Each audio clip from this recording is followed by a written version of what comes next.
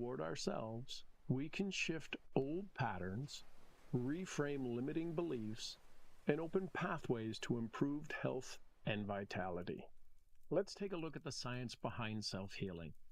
Let's begin with neuroplasticity. This is the brain's ability to reorganize itself, forming new neural connections. This is foundational to self-talk and brain talk practices. When we intentionally use positive language, we begin to retrain the brain, reinforcing patterns of resilience and well-being.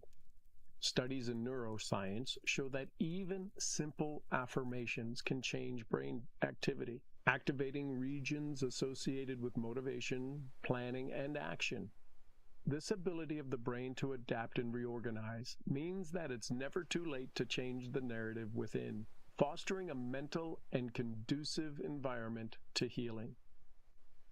Let's look at mind-body connection and psychoneuroimmunology. The mind-body connection is not just a concept, it's backed by research in psychoneuroimmunology, the study of how psychological processes affect the nervous system and immune system. Hey, good morning, everybody. We'll get This started here in just a research moment. reveals that our A little bit on thoughts, brain talk emotions, and and beliefs can self-talk. impact immune responses, inflammation levels, and even cellular repair. Positive, health-focused self-talk has been shown to lower stress hormones like cortisol and increase immune function, making it easier for the body to heal. By using brain talk as a form of guided mental communication with your body, you are actively engaging these mechanisms to promote recovery and reduce discomfort. Let's talk about how the impact on pain perception and management takes place.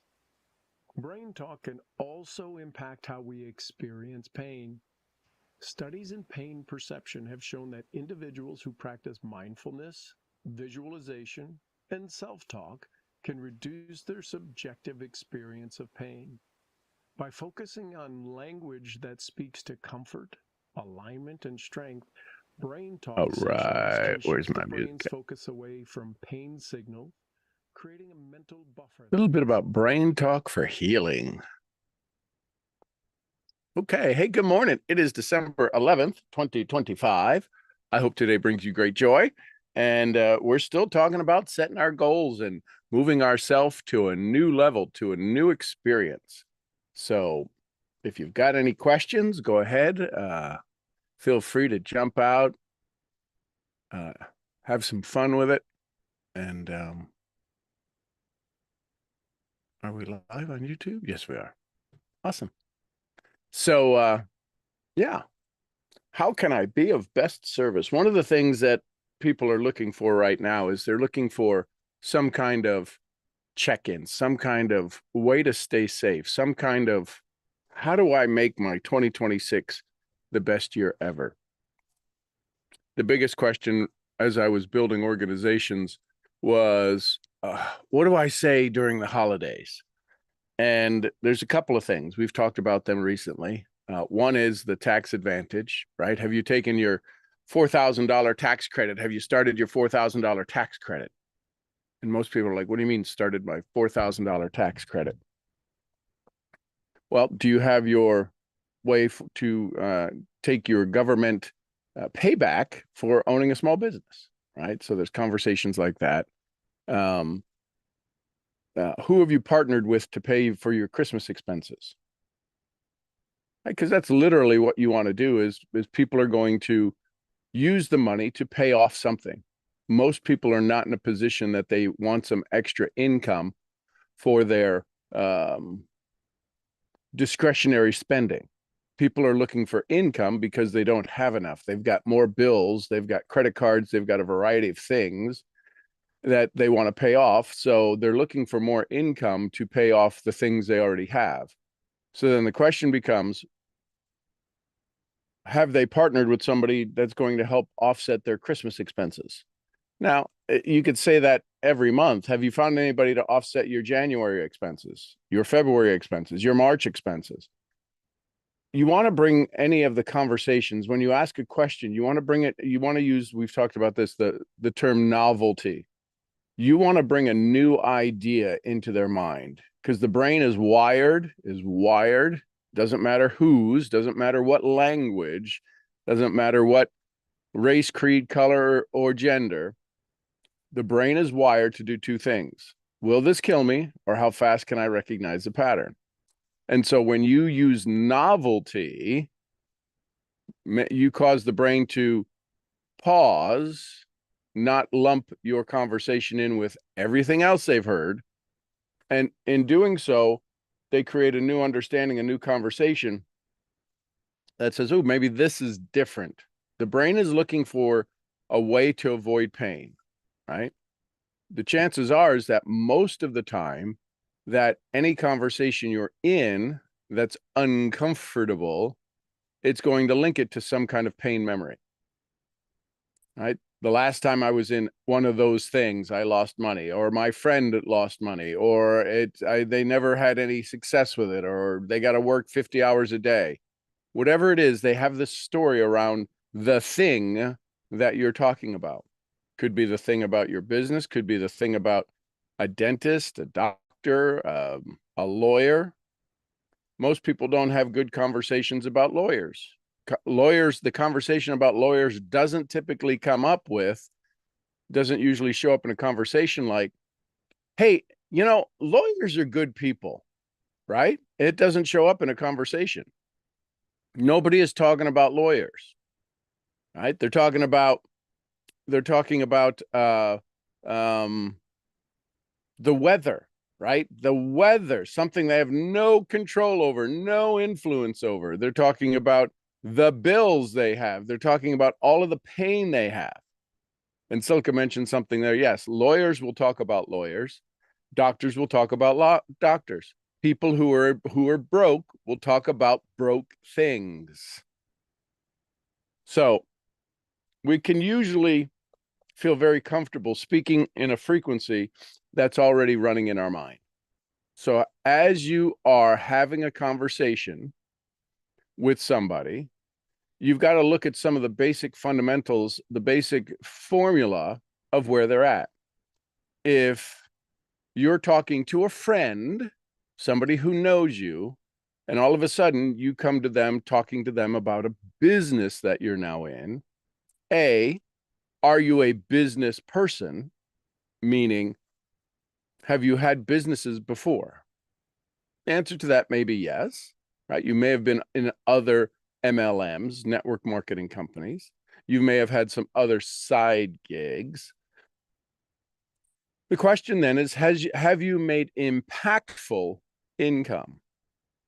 The answer to that for about 90%, 98%, typically my research shows, let's just say on average, 90% of the people who have had a side hustle have not made impactful income.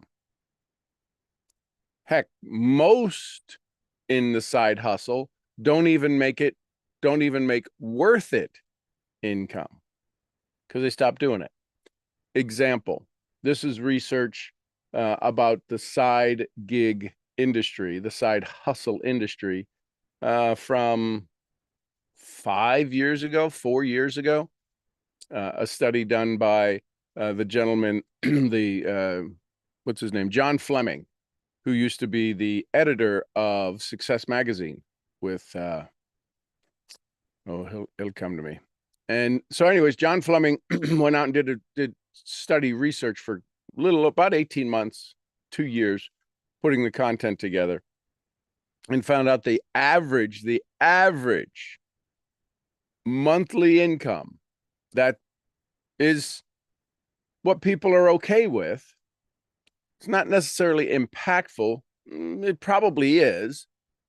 The average side hustle makes about $400 a month.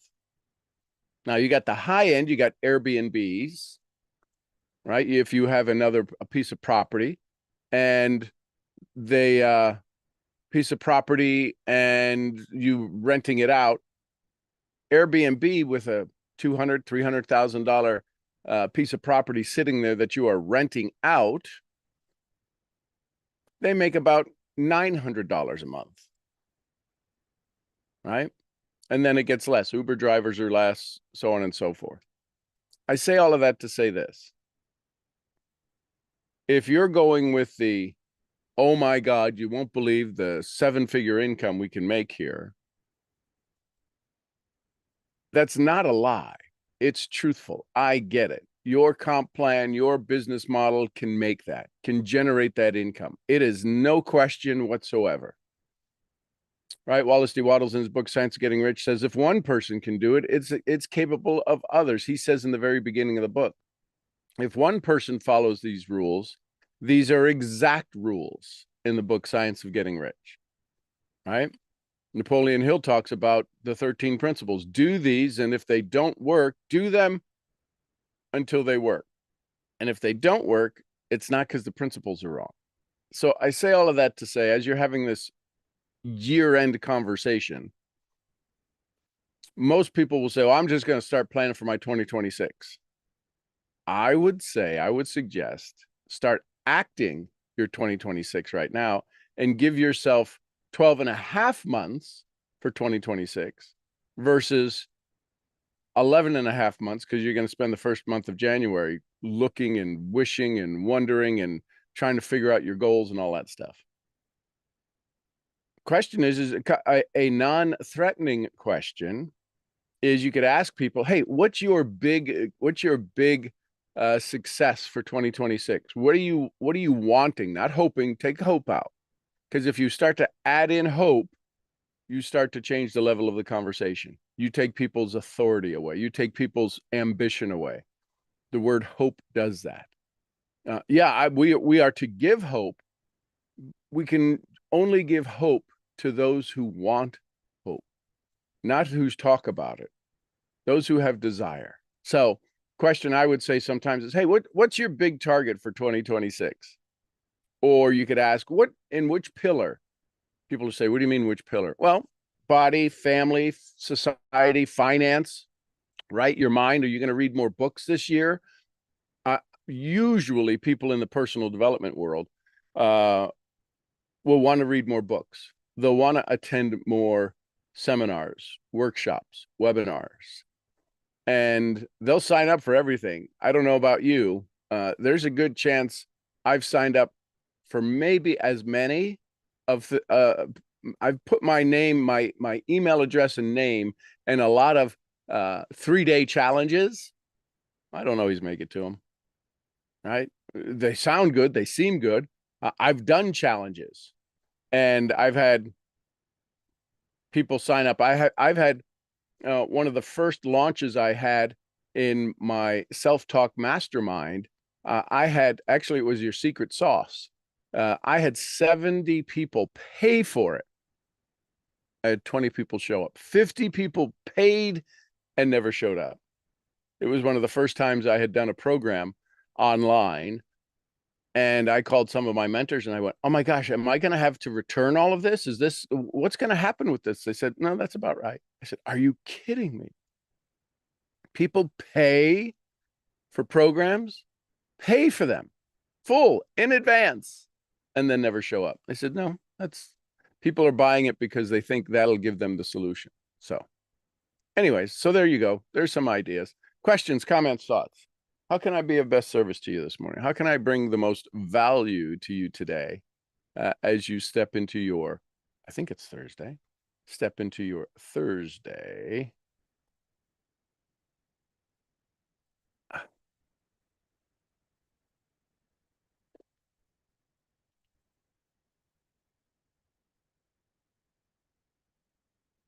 Ask me anything. You can ask me about anything. You can ask me about the sheep. You can ask me about. Good morning, Sean. Good morning, Silka. How are you this morning? Outstanding. Well, I wonder if there's going to be some day where I will ever get a different answer from you. Geez, I hope not. You know, I like the excitement and the unknown, but this is never unknown. I always know before I ask. So, in order to have one not unknown in my business today. What do you suggest I do? To have an unknown. No, to have a not unknown. Like, To have an unknown, to something you don't, or to have a not unknown, to have a known. yes, like with you. Okay. I Cool. know. So Okay. yes, So in regards to yeah, I got you. I that, got you. when yeah, but let me finish because I want to add a little bit to that, Okay, cool. so you know what I'm talking about. When I speak to someone about my business, about my travel business, Mhm. how can I approach it in a way that there is one factor that is not going to be unknown, where I know for sure this person is going to say yes? Ask Like them. you always say, you outstanding. Right. Yes, I'm going to join your business. Awesome. So are you looking for a phrase or a concept or strategy to get them to say yes? Whatever you suggest, I'm leaving it open to your Okay. mind. Well, but I can only think of things I would implement, and now what I'm attempting to do is to think of things that might be within your wheelhouse.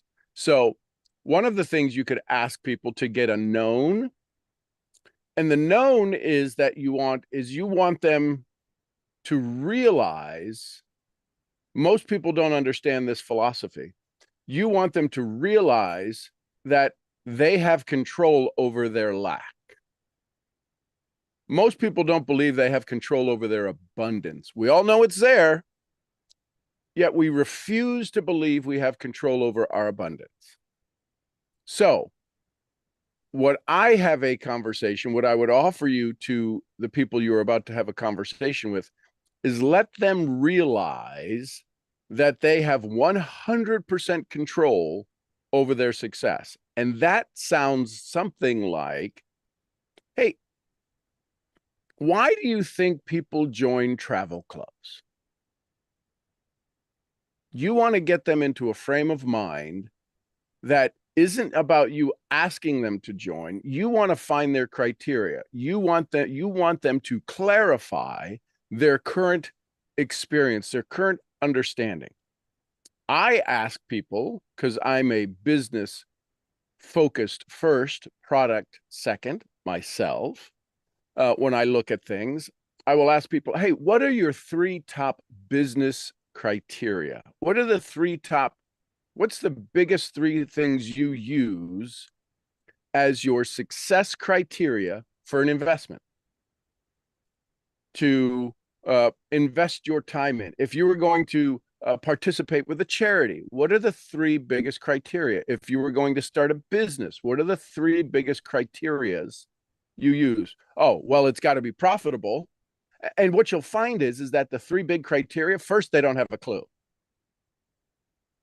Very few people will answer that question right off the bat. I've had in the thousands and dare I say tens of thousands of people I've asked over the years in 30 different countries and 35, 36 different languages.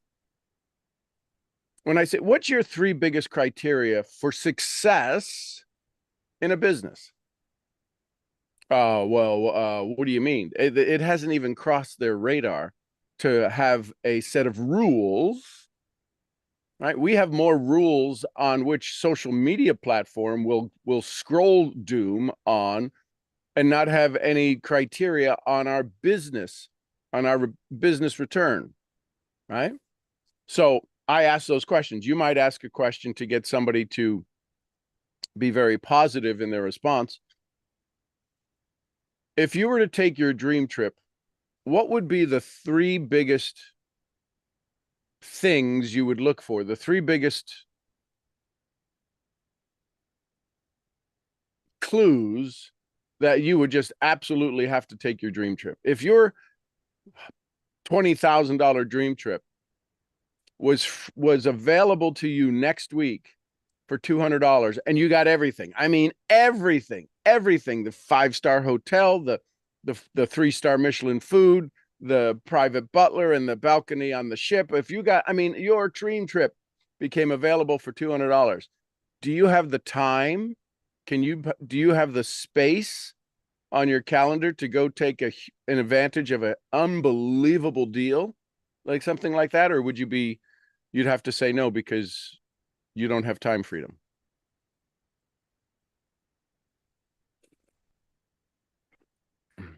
Most people's excuses are, I don't have money.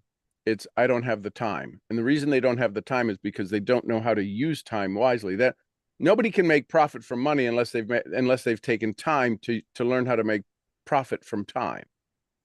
We all talk about leverage. Let your money make money.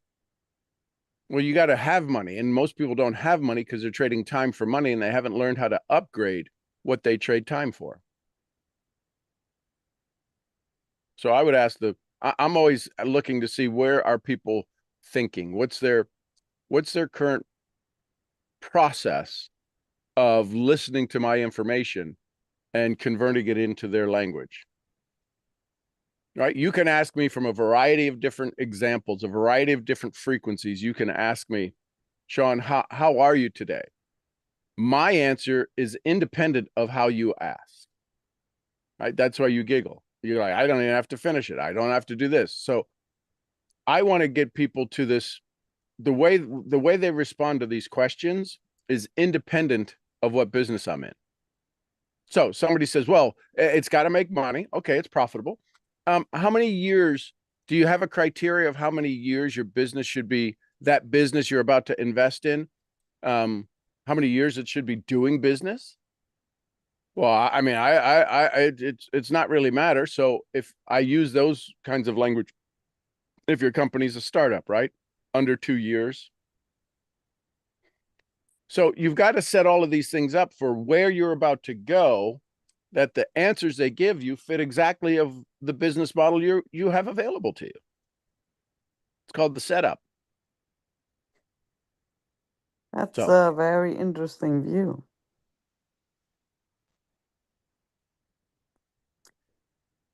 So, and what typically happens is that, and this is why it would be good to practice something like that, is most of the time, I would say over 50% of the time, when I was building my organizations, people would ask that, when I asked that question, or when my team would ask that question, over 50% of the time, people would say, geez, I never thought about it. What's the criteria you have?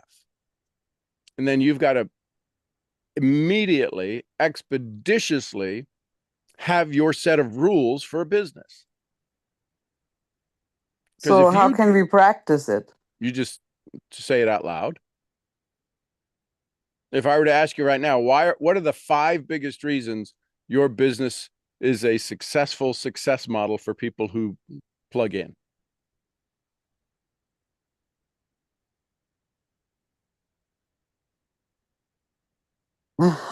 That's a good question. What comes to mind? We don't talk. Well, go ahead. What comes to mind is a guaranteed daily pay. Yeah, but that's only guaranteed if I do stuff. That's not a success model. Yeah. I got to go do. Tell me why I should go do to get that. What's the reason I should go learn how to do the activities to get paid daily? Doesn't pay me daily for not doing nothing, right? I don't think it does. I don't think anything will, well, unless it's a passive investment, will pay you daily if you don't do anything, even trading stocks. My point is that that's not a criteria for a business. I'm looking at, I'm going to put in money and time. Why should I do that? What's the 5 biggest reasons I should put money and time into this?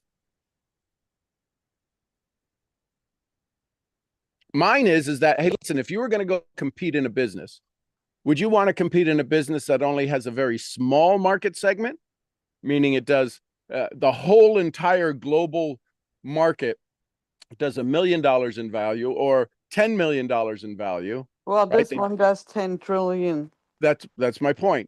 Yes. But see, you didn't use that. No, because I didn't even think of that the way you had. Right. My point is that when you want to get somebody to think, oh my God, this is a no-brainer. I mean, I could trip and find and pick up money inside of this business. So do you want to do $100 million in volume or 7 billion, 7 trillion, $10 trillion in volume? Would you like a business that most people dream about or most people dread? Of course, dream about, certainly. Excellent. What's the thing that most people are waiting to do 2 weeks a year while they're working 50 weeks a year? Take a vacation. See, now all of a sudden, the whole business model changes when you talk about, and they understand it because there's somebody like that. So I would look at 5 big things like that.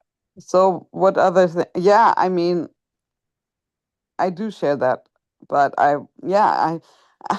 don't know why maybe I was overthinking it.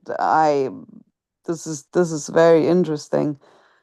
Obviously, there's a lack somewhere when you ask me a specific question. The difference is that you have them as facts.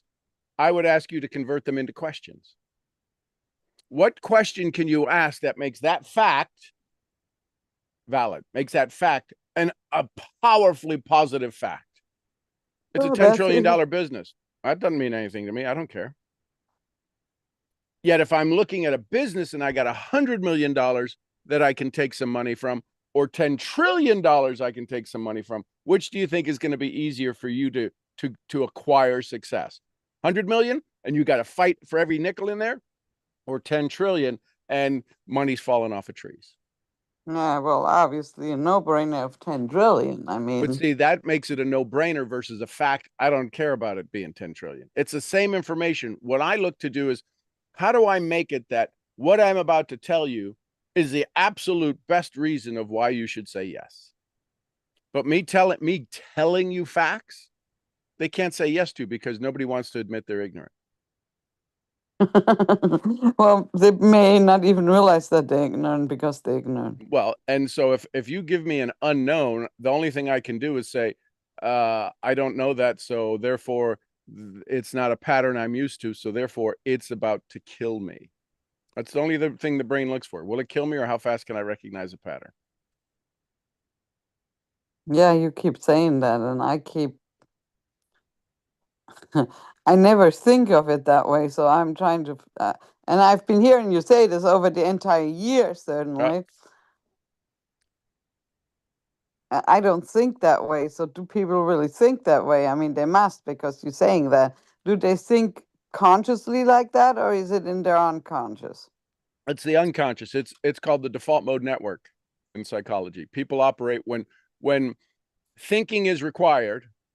1% of the population think, 2% think they think, the other 97% would rather die than think. They go into their default mode network. And their default mode network is usually no. Well, based upon their personality, yes. It's usually to avoid. It's usually to protect. We call them objections. They're really protections. When somebody objects price, they're protecting their money. They're not objecting price. They're protecting their money. When somebody objects time, they're not objecting about how much time it takes. They're protecting their time. Yeah, if I gotta go spend 4 hours a week doing that, that's 4 hours I won't get to scroll on TikTok. Oh my God, no.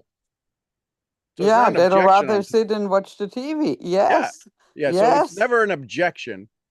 It's a protection. And when you switch that, when you realize they're not objecting to me, they're not objecting to the price, they're protecting the thing they're thinking about. You don't get objections, you get protections.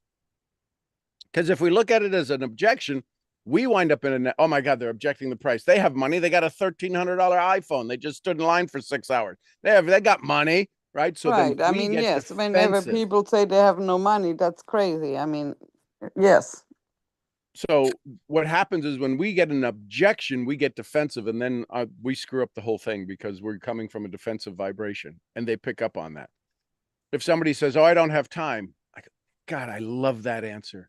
I love that you are so focused on wanting to make sure that you get the most out of every minute of your day. I think that's admirable. I love it when people tell me they don't have time for my business. You know what? I got to apologize. And that's when I do the apology approach. Well, apologize for what? I have done a poor job at showing you that this is going to be you have to fit in more time that's not going to be productive. I apologize for misleading you, because I would never want to invite you into a business model that takes your time and doesn't give you any return. That wouldn't be fair, would it? No. So I apologize.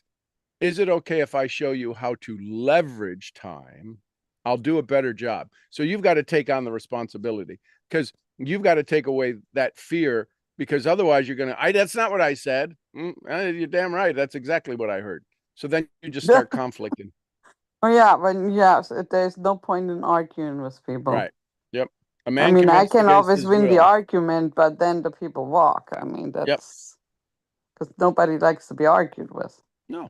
So I don't have argument. I allow them to have a disagreement with themselves. And that's all we're doing, is that we're saying you can have more. And when you stop telling yourself you're stuck, you can have more. So my conversation is to help you unstuck yourself. That's why I asked the 3 questions. Do I have your permission to help? Make you feel uncomfortable? Take you out of that uncomfortable feeling. Yes, those are very powerful questions. Yep. Yet some people find them very disturbing.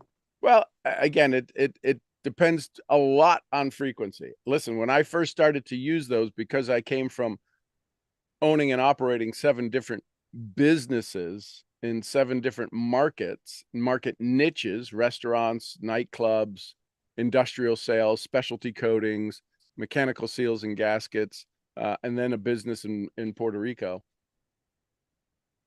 When I started to ask these questions, I came across as a entrepreneur, as a business owner, versus somebody inviting volunteers to join a charity. Because that's what it is in the beginning. You're joining a charity. You're paying $400 to get started to make nothing. That's a charity. And when you change that, when you switch that frame of mind, it's the only thing that they can get is psychic income until the monetary income. Most people won't make their first check. Most won't make their first check for the first 60 days. So you've got to create a level of psychic income that allows them to want to stay. So how do you change that? So, I mean, I've heard this many times, and I work hard to do this when people sign up. The most important thing is to get the money in their back office so Yep. they can see it works. I mean, that's what gets people staying, because Yep. most people don't have the mindset that a business takes a while to build to make profit. I mean, Right. that's just us who are working in businesses, instead of they want to see immediately a return. Yep. At least not a full return, at least something, even if it's just $1 or 2.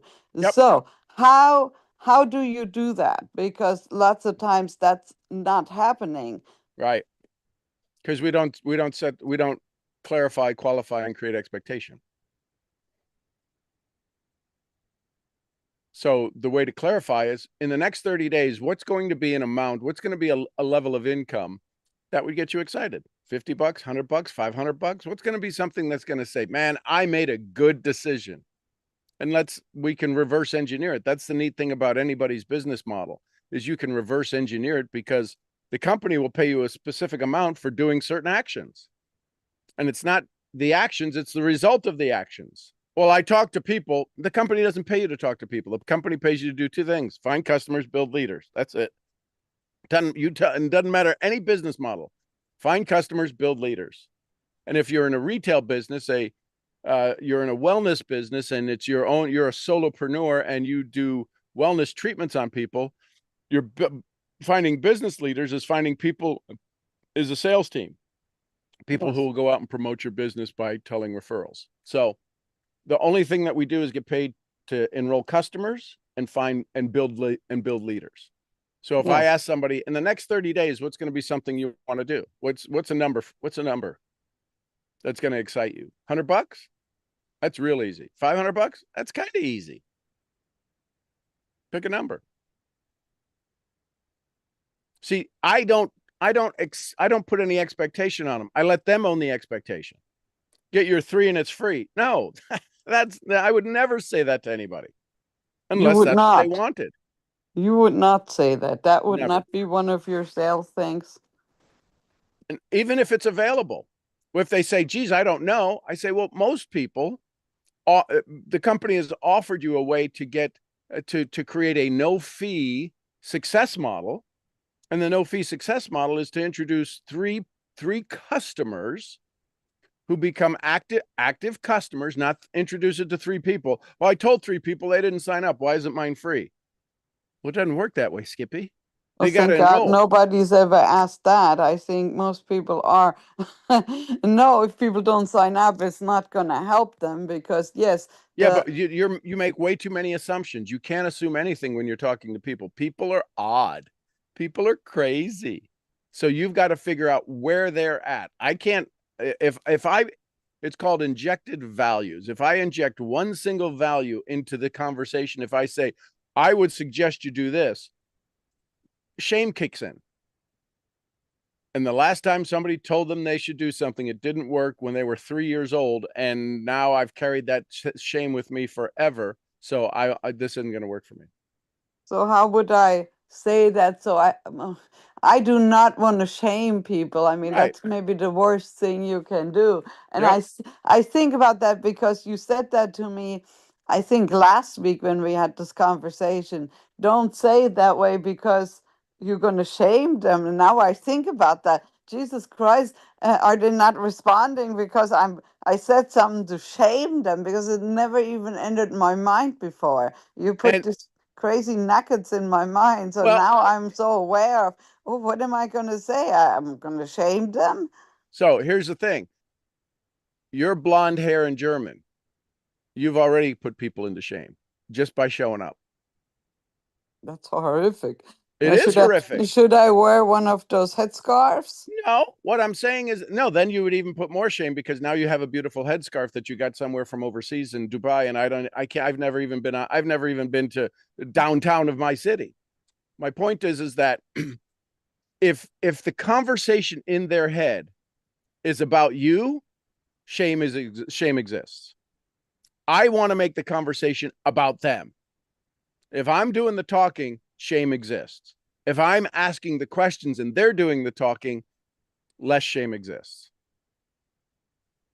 So I get people to talk. That's why I learned the power of questions. I can reduce the amount of shame somebody experiences by letting them come up with their criteria and then us moving forward from their criteria, not mine. So you say, how can I help you? How can Yep. I be of best service How to can you? I be of best service to you? Yeah, I asked that, and sometimes people are really stumped by that. I don't Sure. need any service or something like that. But yes, I use that all the time. How may I be of best service to you today? But it gets weird responses sometimes. Do you get weird responses to that? Or maybe not? Usually the chat that and the reason you're getting a lot of weird responses is because if I look at your resume called social media, that is not a frequency that's in your social media. So when you show up and say, how can I be of service, in their minds, psychologically, right? Everything you've ever said, anything you've ever heard, anything you've ever said, anything you've ever heard has been recorded in your brain. That which you repeat regularly becomes permanent.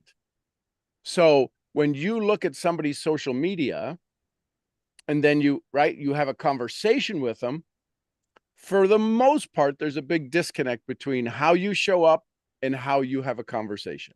This is for everybody. This is 99% of the population. Most people lack the authenticity between those two. Social media is let me show up and let me show you how great I am. And then over here, I want to be of service. Yet if they've looked at any of your social media and you talk about how wonderful it is, this business you're in, the mentors that you have, the leaders that you're with, the travels that you've done, they show up and say, I'm insignificant. Before you even have a conversation, before you even get to defend yourself or to invite them in, you don't have a chance. Holy And that's shit. about 99% of the people in our profession. So how should I change that? Well, I would offer the conversation that I would tell stories. I would tell stories about the people you've helped. It doesn't have to be in this business. I talk about stories about people you've helped. I talk about things you've learned. Things you've learned. You hear me talk about my mentors all the time. I'm Yes. 40 years doing this. I still talk about my mentors. Why? And listen, you mean a fence post? Some of the stuff my mentors never told me. They weren't smart enough at the time to tell me the stuff I've learned, because I've gone into the brain, I've gone into self-talk, I've gone into brain talk, I've gone into frequency, I've got into neural synchronization. I've created the Nest program. I'm a master at the self-talk program. I'm a master at discipline, a mental toughness, and addiction to approval. They had none of those qualifications. So I make it easier when I say my mentor would say, rather than I'm saying it, because like, shit, Sean just I don't even know. I can't keep up with them. So I usually use a third party to allow you to say, well, if he learned it subconsciously, well, if he could learn it, I could learn it. But none of my mentors were addiction to approval experts. All of them, right? I had one mental toughness coach. The other 17 were not mental toughness. They didn't have mental toughness. So I say that to say, it's not about you, it's about telling stories. So I get good at telling stories, because when somebody hears a story, they go, oh, I want to be in that story. I want some of that. But if you're spouting facts and telling statistics, nobody wants that. It's boring. Well, that just popped in my mind when you said that. Yep. So don't be boring. I didn't realize I was boring. Oh my God, I still, even after this year, I still have so much to learn. It's Well, like, and it's not learn because you're smart, you're a sharp cookie. It's about unlearning. That's why what I yes, do is called personal undevelopment. We got to unlearn the things that are keeping remember, us I had no stuck. clue what that meant when I first started. I'm like, why does he say that? Yeah, exactly. Yeah, so I have learned what that means. Oh my God. Okay, so let's get back to 1 second of today when I speak to people. How Yep. can I anticipate um Well, the the best way success? to anticipate is to upgrade their frequency. Set the stage before they have a conversation, before they start the dialogue. You have to bring people present. Right? Could you imagine a doctor showing up for brain surgery while he's still thinking about changing the tire that the flat tire on his car this morning? You want him Oh, present. yes. The challenge is we never get our prospects present. We let them tell me about the pain they were in yesterday, the lack they had yesterday. I want you to bring you to this present moment. So the way you bring somebody present is you alter their frequency. And the easiest way to alter someone's frequency is to say something they were never going to expect.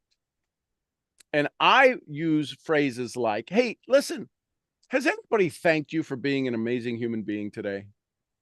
Oh, well, no. Oh, that's so wonderful.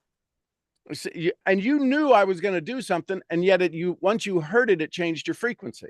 Okay, so say that one more Hey, time. has anybody thanked you for being an amazing human being? Wow, that's so powerful. And they'll say, well, no. Or they'll say, well, you just did. I said, no, I didn't. Let me say it correctly. Thank you for being an amazing human being. And for all those that forgot to say thank you. Now, absolutely change this. The stage was set from indifference and confrontation to, holy crap, I like this person. It made me feel a way I've Oh never yeah, felt no, before. that is huge. I mean, that is like so incredibly powerful because you make them feel so good. I mean, And nobody so does. it's about feelings, not Yes, about logic. no, and that's very true. I keep remembering that this guy I teach that does marketing, he said his marketing, it's all about feeling. So I remember that now. any time. So and you've been saying the same thing. So, yeah. Oh my God. I think this is the most powerful question. So thank you, thank you, thank you. I You are will welcome. use that. Thank you, and I love you. Love you And too. let's help some other people on this call. Love it. Heath, you asked a question. What's a good way to get a response from somebody you haven't reached out to in a while? Couple of ones, couple of things. If it's somebody that you've talked to in business before, you can just it's what's called the apology approach. Have you ever heard of the apology approach? Okay. So the apology approach, if somebody had joined you in business and they're no longer in business, and yet you can see that there's some struggles going on in their life. They haven't hit any financial targets that they wanted to. They're still, hopscotching between jobs and whatever it is. I would use the apology approach, and Silke can give you some feedback, the powerful woman that was just speaking, because she's used it. She's like, okay, I'll try that. She's one of those ones, I give her a suggestion and she implements it like immediately before we get off the call. So here's the apology approach. Hey, listen, I just wanted to say I'm sorry. I hope you accept my apology. And that would be in a text. Now, what Wallace D. Wattles says in the book Science of Getting Rich, it's not about doing certain things, it's about doing things in a certain way. What Wayne Dyer says is change the way you look at things, and the things you look at change. What you just witnessed when I shared with Silke that I want to control, I want to be in absolute control of the frequency in our conversation. Right. So when I say, hey, listen, I want to apologize, I hope you accept my apology, the first thing that's going to come back to them is what? Do you remember when I got you started in the business and it didn't go quite as well as we thought it would? I want to apologize for that. I have learned why I was such a big goofus. You want to take ownership of it, whether they did anything or not. What you're wanting to do is they blame you. Even though they didn't show up, they never came to the thing, they never did nothing, blah, blah, blah. Their credit card failed. It doesn't matter. They get to blame you, right? When people ask me things, I'll ask them, are you looking for a reason to get started or an excuse not to? What do you mean? Well, it's too expensive. Is that a reason to get started or an excuse not to? Well, it's an excuse not to. Would you like it to be a reason to get started? So I'm back to the apology approach. What are you talking about? Hey, listen, I learned why I let you down in our business. And then what happens is it's called the forced law of reciprocity. They're not going to apologize. Maybe they will. About 50% will. Man, I got to say, I'm sorry. I ghosted you. I did this. Yet there's never been an opening for either one to apologize. Now, it's not really an apology. It's in psychology, it's a way of kind of influencing their current mindset. Maybe you apologize, maybe you don't. Listen, I could have followed up more. I could have done things. There's 1,000 things. The key is, how do you get them over the hump? Now, that's one thing, the apology approach, if they were part of your business. The next thing I would do is, if I haven't talked to somebody in a while, I would say, hey, listen, it's the end of the year. What's your big goal for 26? Because when they see Heath show up on their phone, they are going to tell a story. How many of us, when we with caller ID, do we put the phone back down because we go, I don't want to talk to them, right? Especially when it comes up. How many of you see scam on your phone and go, ooh, a scam call, let me talk to them, right? We don't. We always have these stories. So what I would offer you is, what's the story they're going to have when they see a text pop up from Heath? I look at that all the time. What's going to be the story? Again? Go ahead, say again. What are you doing now? Oh, yeah. What's happening now? I just learned a $10,000 secret that doesn't cost me a penny. What's that? To set big dreams. I realized I was dreaming way too small. And then you better have a dream that's a pretty damn big dream to share with them if they have. So what's your dream? And it's not, I want to be top commander, top grand poobah in my business. When one of the first dreams is to get my Visa card paid down. Just a little nugget, a little thing that your story should be like their story. Well, I'm putting a down payment on a Rolls Royce. Probably most people aren't even going to have a clue what that means. Right? I'm putting a down payment on it. That's right. Right. So my point is On a skyscraper. Yeah. Exactly. Yeah. Gotcha. Right. I'm building a bridge to nowhere. $5, but I've got it. Yeah. So you want to understand that they're running a story in their mind. And the thing that we have to overcome is preoccupation. We are always overcoming preoccupation. They are preoccupied with something in their life right now. A text, we know that marketing says that about 96% of texts are read, 88% are responded to. So that's huge. It's better than email. Yeah.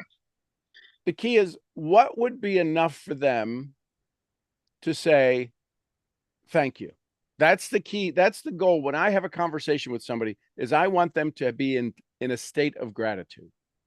Not necessarily for me. I want that, however it shows up, whether it is for me, whether it's for the current, right? It's for the holidays. It's somebody in their life is on death's door and now they're happy. I want them in a state of gratitude. In order for my conversations to work with you, it's going to be impossible for what I do, my market, my mindset, my conversation does not work on somebody who's in a negative state. Because if they want to choose to be in a negative state, right? A man convinced against his will is of the same mindset still.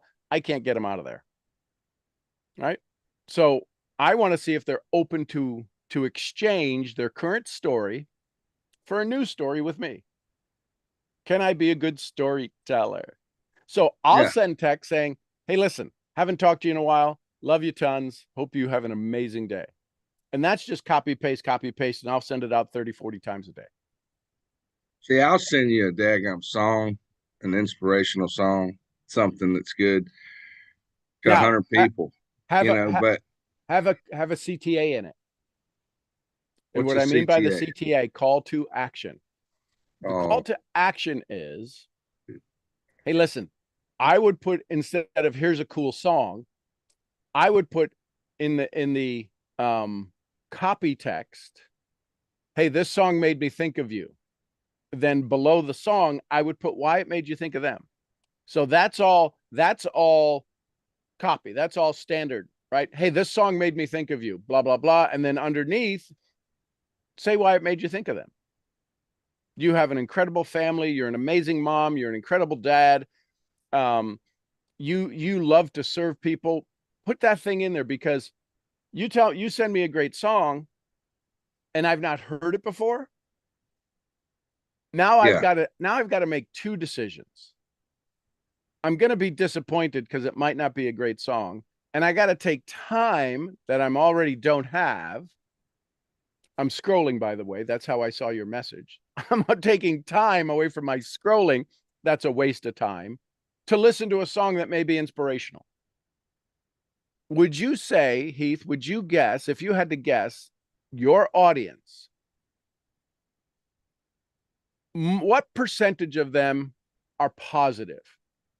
What percentage of them are more positive than they are negative? What percentage, if I were to ask you, are at least 51% positive in their day, every day? They're always positive. Or are they a little more on the negative side? And that's okay. Either way is fine. If you were to take a survey, and this is for everybody, if you were to survey your audience, now, they may be positive around you. What are they talking about when they're not around you? All right. 80% of people's conversations are spent talking about lack of finance. Well, man, probably, yeah. That's because they'll talk about the price of gas, the price of food. I don't have money for a vacation. I don't have time. They talk about lack. 80% of people's conversations are about lack.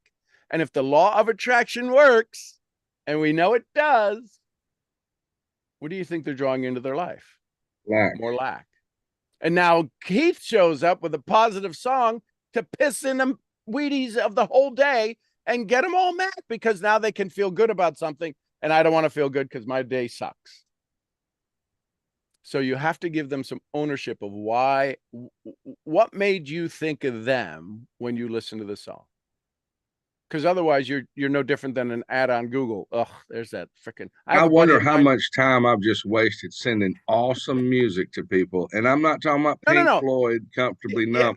I'm talking about something that just carries you out of your situation for a minute and really puts you there. Yeah. And most people don't want to be carried. Because I hear music that people have never heard before that would never even, go that way. And Christian music that actually, hits home, not depresses you.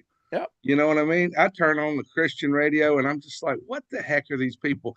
God, if you show up, if you don't, it's okay. What the hell would you pray for if he's not going to show up? So yes, no, maybe. No. So when you hear these things, think of a word, think of a simple phrase of why this makes you, why you wanted to share this. Hey, listen, I wanted to give back. Having you in my, so I might say something, having you in my phone is a blessing. I wanted to repay it. Here's a little 3-minute blessing that says it better than I ever could. How about this? I'm going through my phone and I've got, 1,000 people I could have picked. And, for some reason, it landed on you. And I thought, what's good about this person? And I remembered, you doing that backflip, while you were drinking tequila. Yep. I don't know, whatever it is. So I would go right to the end. You showed up out of everyone in my phone today. You showed up and made me smile. I'm just repaying the favor. Right? Because otherwise, what you said, out of the 1,000 people, what if they don't have 1,000 people in their phone? Like, golly, everything matters. It does, dude. You're going to find out. Start talking about go ahead. Going kayaking, and they've never been on a boat in their life. Right. So, maybe. but here's the thing. What are the chances that most people that haven't been kayaking know what kayaking is? Right? They know what it is. So then here's again, this is the way my brain works. Hey, listen, I was kayaking the other day and I thought of you. You have been the paddle in my life to help direct me better than any paddle I've ever used in my kayak. Thanks for going kayaking with me in life. Oh my Lord. Right? Man, that's some great perspective. So I love that. It's changing the way we look at things, so the things we look at change. It's how do I bring you into my audience? How do I bring you into this story, right? Wearing a hoodie. You could take a selfie of you this morning with your orange hoodie on. Say, listen, I kind of look like I worked for a DOT today. All I can tell you is you've been the orange safety cone in my life to keep me from doing silly stuff. Thanks for being a friend. You have been. This is what I do. That I've done this for 40 years. And people are like, how do you come up with this stuff? I'm about the stories. I can't tell you. Oh man, Sean, I can take people and hold them hostage for 30 minutes and not sell them a damn thing. Nothing. But I had their attention. A CEO, the owner of the building, just prominent people, because people love people that know how to talk. Yep. If you don't have any good things to say, good stories, but facts tell, stories sell. I understand that. I get that. So, but we'll talk about stories all night long until they're like, well, what are we on the phone for? But nobody says that. Right. Well, so that's what I call. So write this down. No more throwaway stories. Ooh. No more throwaway. Don't throw them away. Don't throw away that 30 minutes. Always come up with a solution that allows them to take action. right? In the Bible, I think it's called, I am not a theologian. I can't tell you chapter and verse, but I think they're called parables, stories, right? They're, why is this happening? So I would offer you to say, when you're having a story, relate it back to something in their life. Yeah. One of the things, I was going through a Bible study with a friend of mine, and she was, and this was kind of one of the first times I'd ever been through a Bible study. And she would look at me, because it was just her and me having the conversations, because she's well-versed in the Bible and has many hours. And I looked at every word, and I looked at the story behind the words. When Jesus is telling whoever he was telling about those amongst you cast the first stone, and he looked down, right? And he looked down. Nobody pays attention to why they said he looked down. Right. They didn't say he looked down and he drew in the sand. He looked down so he could take the pressure off. We in network marketing don't want to take the pressure off. Do you make enough time? Do you have enough money? Look down. You got to look down. You got to give them some space. Look down and give them space. So if you wanted to send out a text, here's another text. Hey, listen, one of the things where in the Bible, Jesus looked down to give the people he was talking to some space. Thanks for being my look down. Thanks for giving me space in life. That's just how my brain works. Giving me space. Yep. Thanks for giving me space. Because what you want them to do is you want to take them ownership of the relationship. Not, let me tell you how good life can be and you should be around me to be life. Let them know hanging around them is a pretty awesome freaking thing. I need to, compliment them. And because otherwise you become a servant and not of service. Servant, not of service. Now, I say that, Heath, cluck at your service. Yep. So I can be of service, and sometimes I have to be a servant, but I am still the king in my kingdom. And that's called attitude. I can wash your feet. I'd love to. Listen, I go pick up sheep poop. I have 10 sheep, and I love my sheep. Are you serious? You have sheep? Yeah, I have Shetland sheep, so they're small enough to manhandle. But okay. But yeah, when I get off here, I'm going to go up and let my sheep out and go play with Gizmo, our ram, which most people, they can't believe that he comes running over to me like a puppy. It's just a relationship I have. That's what is it? The sheep, the calves of the stall, calves of the stall. They're like, they're skipping. Yep. Skipping like calves of the stall. That's actually in the Bible. So the point is that you have all of these great stories, no more throwaway stories. Relate it back to them. Let them in on your journey, right? We always talk about bring them along. In the Bible, it says on the way to. The challenge is you're on the way to is different than they're on the way to, and the two of you are never on the same path. Bring them on the way to. You can be on your way to your journey, your destination, right? You can be heading to Bethlehem and they could be heading to Nazareth. It's still, at some point, your paths are going to cross. Let them be on their journey, but let them know that they're on a journey by inviting them on yours. Going, you know what? I really need to spend more time around Heath. I got a pretty freaking cool guy. And they're gonna, now don't be amazed. Don't be scared when they say, hey, what's changed about you? Because nothing's changed. It's now they're hearing the story different because you're bringing them into it. What's changed about you? Man, I just realized that, people really have value. And we see it, but the challenge is when I see the value in you, you won't see it. Right. I got to remind you the value that made me see you as valuable. I think you're valuable. That's not as impactful as you make me smile every time I see your name in my phone. I like this one, what my daddy said. He said, Heath, when I'm going through something tough and, I'm struggling, and I just think my life's really bad.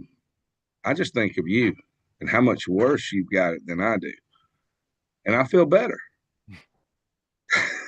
That's Comparison. probably not Yeah, I get it. Compare-itis is a powerful thing. compare-itis. That's funny. It's just funny coming from your daddy, you Yes. know, Yep. because he's got 3 stents, what you call that thing, a pacemaker. He's on kidney dialysis 3 times a week. And he was in a coma for like 6 days. They had him legally on fentanyl Wow. to keep him under with congestive heart failure. And he's still alive, and that he can only drink so much water, a day. And Wow. I mean, my granddaddy he lived to be 90, Wow. and he had his gallbladders, appendix taken out, World War II vet, his granddaddy was in the Civil War. So my granddaddy's granddaddy was in the Civil War. Now, these are stories. How does this Sure. help? But just learn a little bit about, and then I wasn't, they were both Eagle Scouts, and I ain't done nothing with Boy Scouts. I can tie a slip knot, I can tie something down to the truck and just pull a string and it comes loose. I can do that. Well, so a couple of things when I hear a Civil War story is I would say, hey, listen, my granddaddy's granddaddy was in the Civil War, but here's how I know we're the same. I bet your granddaddy's granddaddy had to fight a battle, but maybe they never named it. You still got the scars of war. So do I. I love seeing somebody that, or just hearing somebody that has this psychoanalysis of just human nature, and and can curve that and really direct that. That's phenomenal. That's why I'm up at 6 o'clock in the morning. I love it. Because I mean, it's rare that you meet some people that really have that tenacity, that just have, that charisma, that chutzpah, that backbone, and just, you can see right through people, and just grab their heart, shake it a little bit, and then let them go whenever you're ready to. I've got that too, but I need to be more effective, because and that's always... how, and this is how you're going to listen. You've got all of the tools. We're just going to sharpen some of the tools, and we're going to throw some of the other ones out that weren't serving you, because keep using it. We sell the picks and axes for people who want gold mines. What I do is I let them buy the picks and axes only when they have a gold mine. There's a lot of people who buy the picks and axes of life and never have a gold mine. They never go to the gold mine. So I want to make sure they have a gold mine before they buy a pick and an axe. It could be what I do, could be something else they do. I work with people of all walks of life, and 90% of them are never in any of my businesses, but they pay me to make sure that they can harvest the gold out of their gold mine, which is called self-worth. So love it. The gold mine is your self-worth. Yep. And since most people lack self-worth, most people will tell you they lack self-worth. They haven't even opened the gates to their gold mine. Love it, love it, love it. I do, man. I love these calls, this kind of stuff, because this is different than, getting on there and coming up with some little phrase, and you're like, okay, if I jump up and down, will you jump up and down with me? And maybe I should send that out to 100 people just for a good laugh, just see how many people come back with LOL. Well, it's all a study. Use the one that everybody knows. Hey, I'm about to jump off a bridge. You ready to go? You're one of my friends. My mom said, if my friends jump off the bridge, would I do it too? I'm about to do it. You going to jump with me? Yeah. That's about the daggum thing, I'm about to go parasailing. Who's down? I love it. Great to have you here, Heath. Thanks for being here. Yeah, man, I sure appreciate you. I'll let you get to the others. You've been a great inspiration. It's my privilege. Hey, let's go to Serbia. Hey, AJ, good morning. I think you're still in Serbia. You haven't gotten a room. Yeah, good morning, partner. Good morning. How's it going? Outstanding. Yeah, I'm still in Serbia. Unfortunately, I'm gonna go somewhere soon. I think my biggest issue right now is whether I want to spend the New Year's Eve in Dubai or Miami. I don't know. I'll have to figure that out. Ooh, I have to figure that out. that's a tough decision. I'm kidding. I know we're past the top of the hour, so I'm gonna wrap this up quickly. First of all, I'm loving the conversation this afternoon for me. Yep. It's real class act. What you spoke about with Silky and Keith, sorry. And it's so interesting to me how we are the best consumers in the world. And we always want to find that better program, better stuff, better technique, better whatever, better strategy. And we go about it and we discover it and we ask all the questions and we want to make sure that it's really the bang for our buck and it's really gonna be worth our while and so on, and then we never use it. That's very interesting when you think about it. Yeah, so that was a very insightful conversation. So I want to thank y'all for that. And the question I had was, I've been I don't want to say stuck, I want to say overcoming this question for a couple of days now. Cool. And it's kind of it's out there. I'm out there. It's out there. And I'm just ready for a pass to cross, if that makes sense. Yep. So it's the fifth prompt in day one, purpose prompts. Yep. Third question: who and what is not in my life anymore because I made the decision to be unclear. And I've been overcoming this for a couple of days now. And I probably need that little push to get up the hill. You know, it was kind of. I honestly couldn't think of something. So ask the question again. Ask the question again as a reporter. Don't ask it as AJ. Ask it as a reporter. Who and what is not in your life anymore because you made a decision to be unclear. Right. I feel like being on Piers Morgan grilled. So Good now the morning, question UK. is, so now we have to define, but there's something we have to define, and this is where the dilemma comes in. Everybody who's in your current circle of awareness is in your circle of awareness.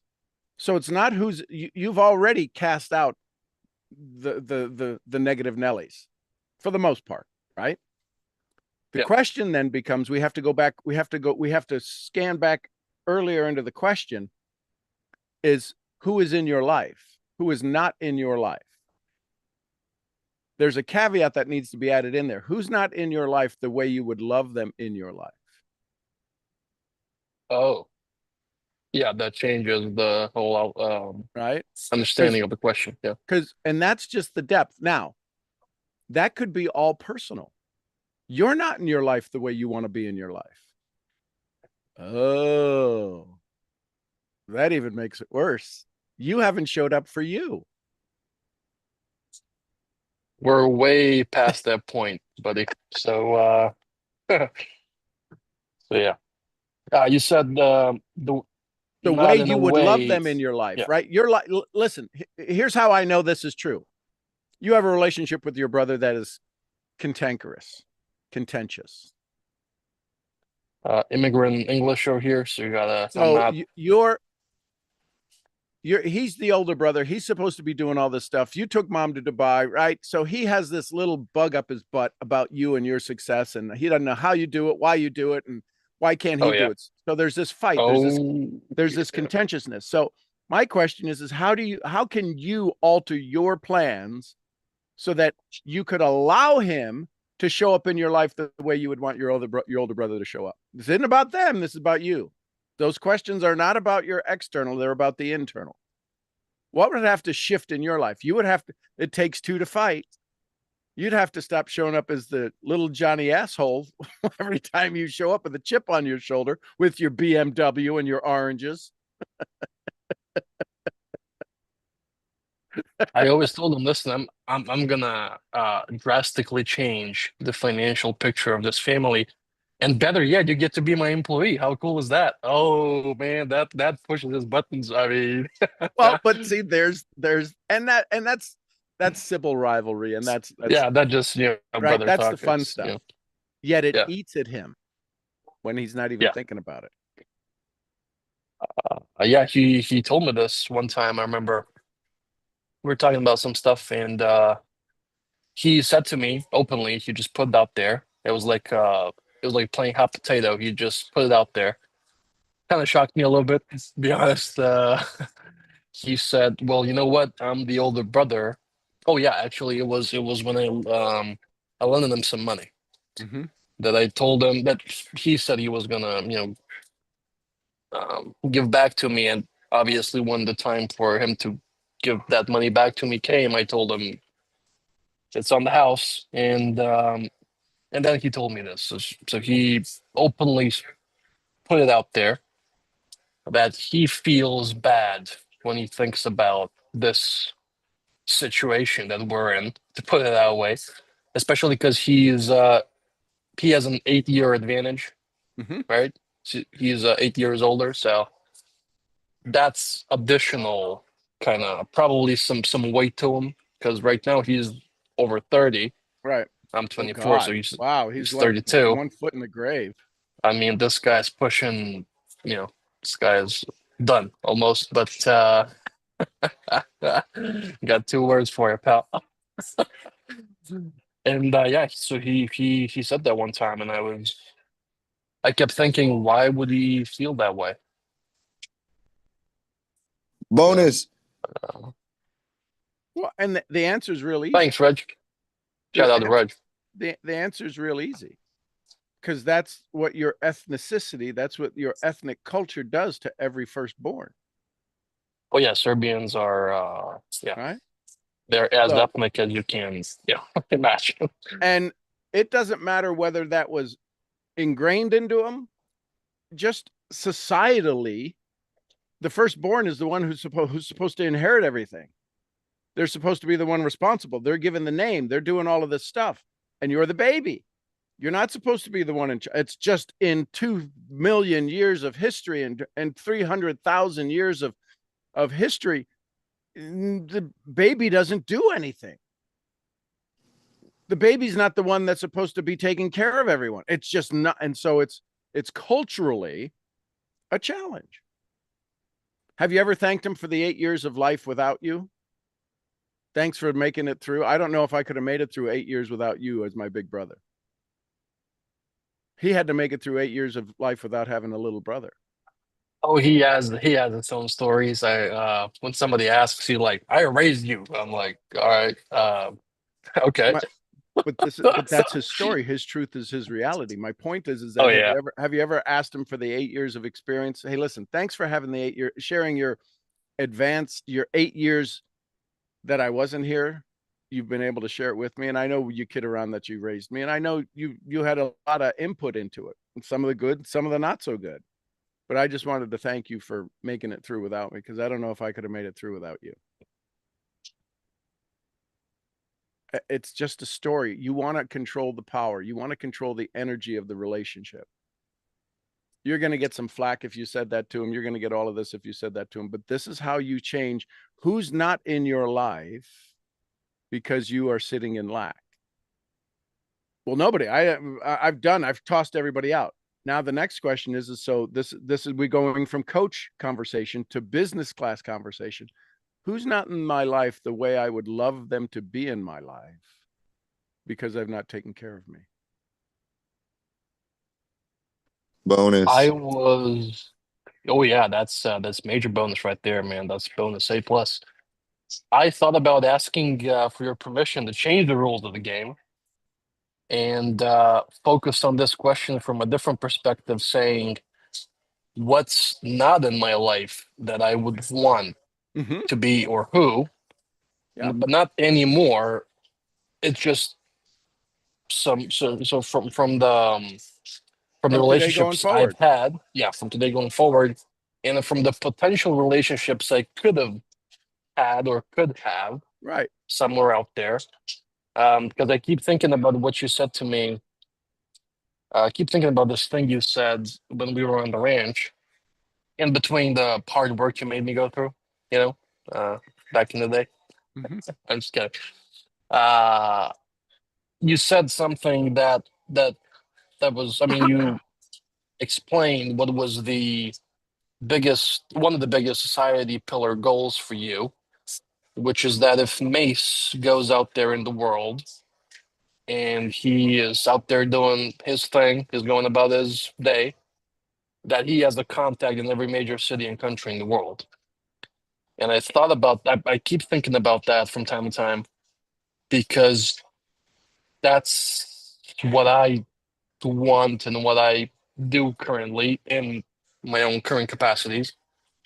I got people, some people in some towns, Germany and Austria and Dubai and the States now, thank God, and so on. So that was a huge thing for me. And then as I was thinking about this question, overcoming it for a couple of days now, I kept thinking about what you said to me, and I said, well, if I could change the rules of the game and approach this question from a different standpoint and from a different point of view, I'd say, who are and where are these people that I could have in my life? These people, your go-to guy for whatever, Mhm. those people. I love those people.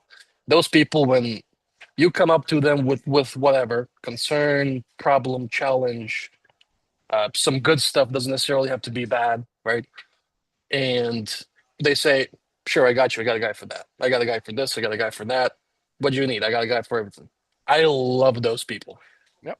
And I strive to be one of those people. So okay, I'll overcome it So today. is it actually changing the rules or understanding the rules you live by? This guy, man, always got some extra. I'm just kidding. Yeah, it's So it's not understanding you're not changing the what's going rules. on. What you're asking for is permission to live by the rules you've set. You think it's somebody that you disappointed. It's who's not in your life. Who have you disappointed? Here's let's take it to the nth degree. Your go-to guy for what's something you'd like a go-to guy for it that you don't currently have it in?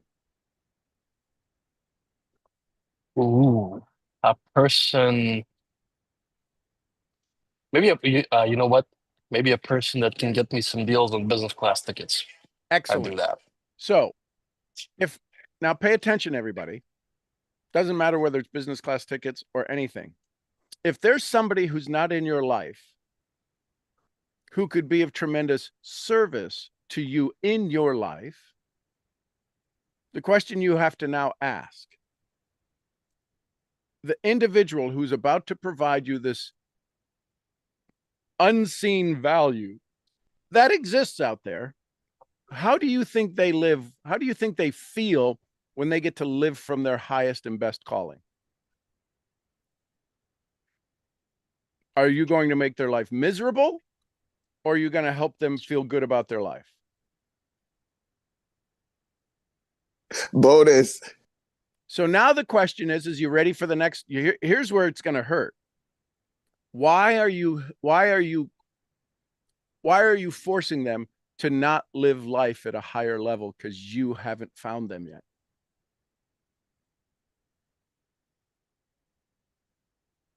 Why are you not spreading the joy of somebody who could use business class tickets all the time because you got the cash? And this guy would be, you are my best customer. I want to be your best customer always. We rent RVs. People will come out to the ranch and rent RVs. We launched a guy's business. He said, he says, you guys are my best customer. By far, my biggest and best customer. We just found a new guy because that guy decided to change. He was in the military. He retired. And so he's off to do it. He's out driving a truck now.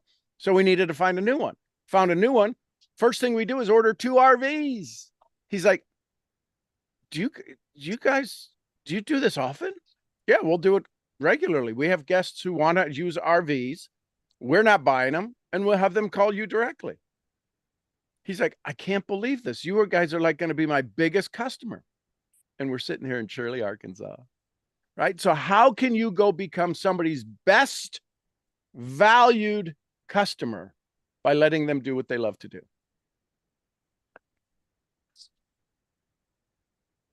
Interesting stuff. And then when you think, what comes to mind is whose customer you want to be. Because you could be sitting having lunch in Taco Bell, or you could go to the Trump Tower and have $1,000 dinner. So whose best customer do you want to be? So that's kind of what I'm thinking about right now. So thank you. This is and what happens? So and then take it to the next level. What happens when you love them for the value they give you? But they can only thank you with their resources.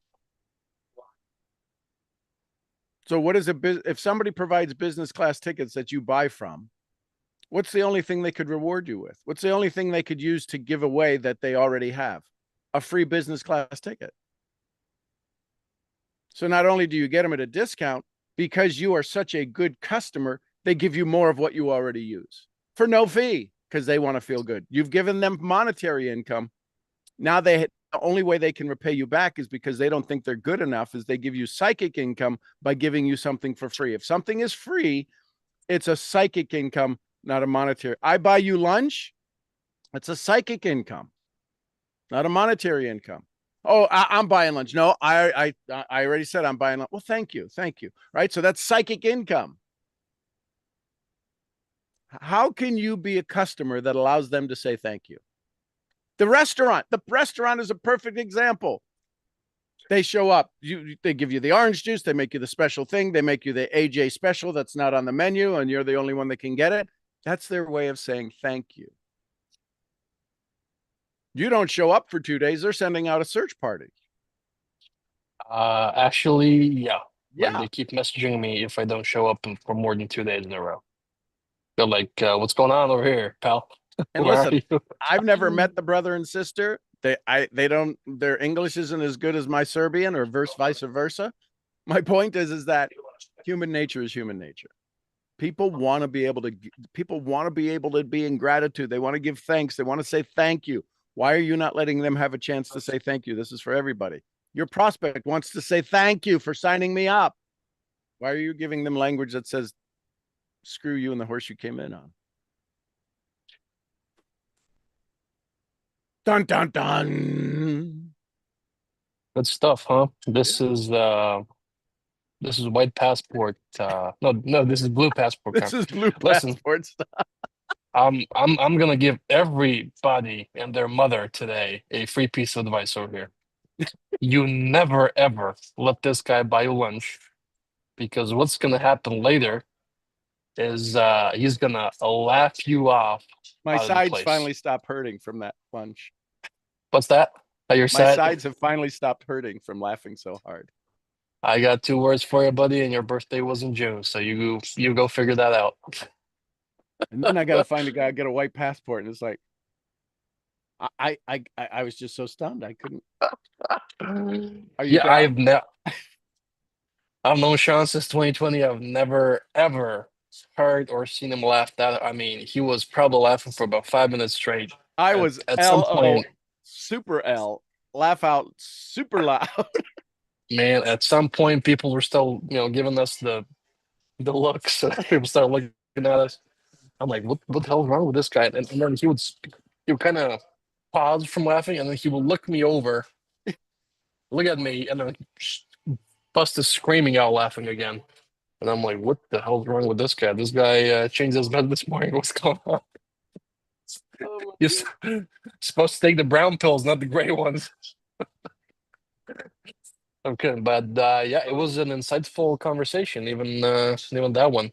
Yeah. So, yeah, good stuff, huh? Love it. White passport. Almost there, Mom. Just 3 more years. Almost Place where you there. get a white passport. Really? Almost there. Get a fake ID Does out that there. even make sense? Everybody told me you have Crazy to stuff. do. They haven't done what you've done. They can't tell you to do what you're doing. They got to tell you what they would do. Anyways, long story short, love it, love it, love it. Thank you, thank you, thank you. All right, my little eaglees, not chickadees, my little eaglees. I love you tons. I hope today brings you great joy and you have fun. We'll see you all tomorrow morning. I am your head brain training. Tell a new story, Misfit. I'll see y'all where? The next event. At the next event. Somebody give me some Costa Ricas. Pura vida. Pura vida. We love you, Mark. And some Lydias. Peace be with us. Peace be with us all. And the queen of helping you have more of what you want and less of what you don't, Jessie Lee Ward. Bosley. Bosley and a little white fluffy. Gurgly. Gurgly. All right, everybody, go have some fun today. We will see you tomorrow. Thanks for being you, and thanks for helping me have more of what I want and a lot less of what I don't. Love you tons. Bye for now. Love you, Sean. Thank you.